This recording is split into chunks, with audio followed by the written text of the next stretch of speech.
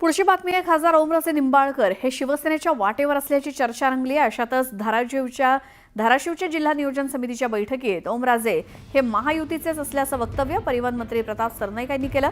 यावरती ओमराजे निंबाळकरांनी सुद्धा हसून प्रतिसाद दिला। त्यामुळे ओमराजेंच्या नेमकं मनात काय अशी चर्चा राजकीय वर्तुळात रंगली आहे।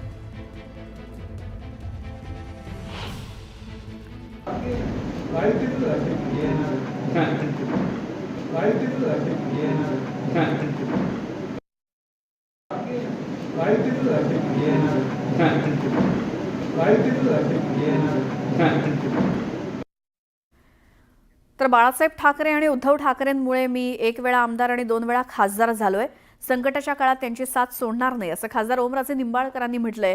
सध्या राजकारणात जिकडे खोबरं तिकडे चांगलं असून मी त्या वृत्तीचा नाही असं ते म्हणालेत। त्यामुळे निवडणूक संपली की राजकीय विरोध संपतो, विकासाच्या मुद्द्यावरती आम्ही कालच्या बैठकीत खेळीमेळीनं चर्चा केली असं स्पष्टीकरण त्यावर ओमराजे निंबाळकरांनी दिलं।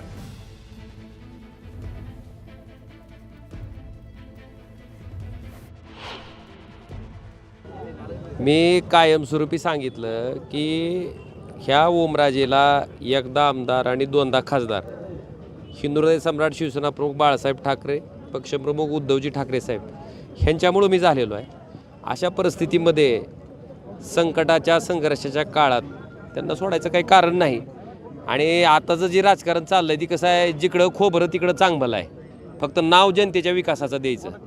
मला वाटते त्या धाटणीतले आम्ही नाहीत आणि मला वाटतं आता परीक्षा किती द्यायची आहे। निवडणुकीच्या तोंडावर